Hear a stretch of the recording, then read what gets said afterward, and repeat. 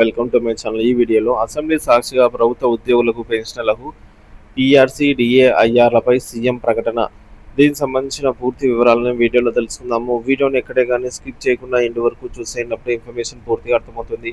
అలాగే వీడియో చూస్తున్న ప్రతి ఒక్కరు వీడియోకి లైక్ చేయండి ఫ్రెండ్స్. ఈ వీడియోని తోటి ఉద్యోగ పెన్షన్ మిత్రులతో అయితే షేర్ చేయండి. కొత్తగా మన ఛానల్ని చూస్తున్నవారు ఇంకా ఎవరైనా సబ్స్క్రైబ్ చేసుకున్నట్లయితే వెంటనే మన ఛానల్ని సబ్స్క్రైబ్ చేసుకోండి.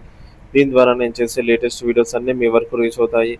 ఇక ఆలస్యం చేయకుండా వివరాల్లోకి అయితే వెళ్ళిపోదాము ఫ్రెండ్స్. ఇక విషయానికి వచ్చినట్లయితే తెలంగాణ ప్రభుత్వ ఉద్యోగులకు పెండింగ్ డిఏ పిఆర్సీ వేతనాల పెరుగుదల వంటి అంశాలపై ప్రభుత్వం ఎట్టకేలకు కీలక ప్రకటన చేసింది. అయితే ఈ ప్రకటన ఉద్యోగుల్లో ఆందోళనను కలిగించేలా ఉంది.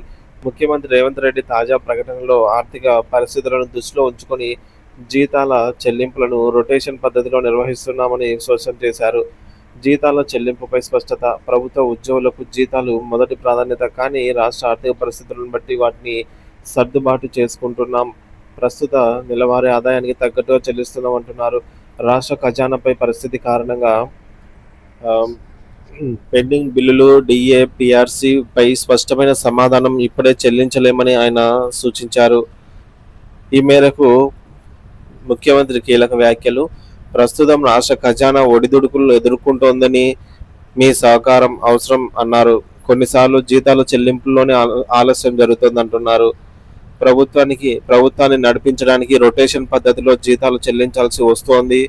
రిజర్వ్ బ్యాంక్ వద్ద అప్పులు తీసుకొని జీతాలు ఇస్తున్నాము అంటున్నారు. మీరు ఓ కమిటీ ఏర్పాటు చేసుకొని లెక్కలు పరిశీలించండి, అన్ని పారదర్శకంగానే అందిస్తామని చెప్పేసి సీఎం తెలియజేశారు.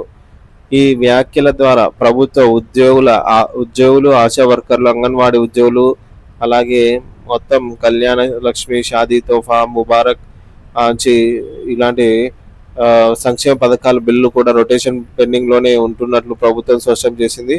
ప్రభుత్వ ఉద్యోగుల్లో తీవ్ర అసంతృప్తి. ఇప్పటికే 5 డిఏలు పెండింగ్లో ఉన్నాయి.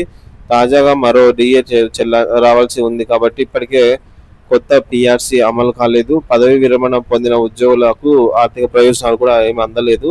ఇలాంటి పరిస్థితుల్లో రేవంత్ రెడ్డి గారు చేసిన తాజా ప్రకటన ఉద్యోగుల్లో తీవ్ర నిరాశ కలిగిస్తోంది.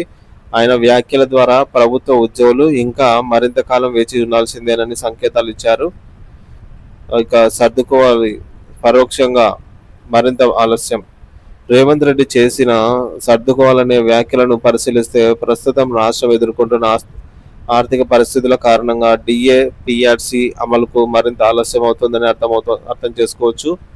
ప్రభుత్వ ఉద్యోగులు ఇప్పటికే జీతాల పెంపు, డిఏల కోసం ఆశగా ఎదురు చూస్తున్నారు. ఈ ప్రకటన కారణంగా ప్రభుత్వ ఉద్యోగుల్లో తీవ్ర నిరాశ నెలకొంది.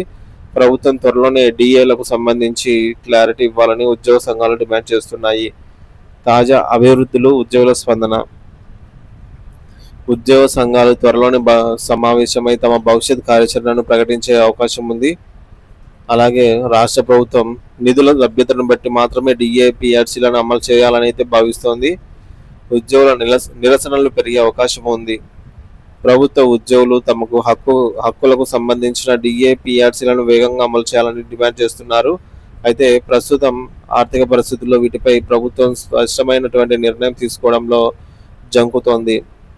రేవంత్ రెడ్డి గారి వ్యాఖ్యలు ఉద్యోగుల్లో భవిష్యత్తుపై మరింత అనిశ్చితి పెంచేలాగే ఉన్నాయని, ప్రభుత్వ ఉద్యోగుల గుడ్ న్యూస్ త్వరలో రానుండా లేక ఇంకా ఆలస్యం తప్పదా, వేచి చూడాల్సిందేనా అని అయితే గందరగోళంలో ఉద్యోగ పెన్షనర్స్ అయితే ఉన్నారు.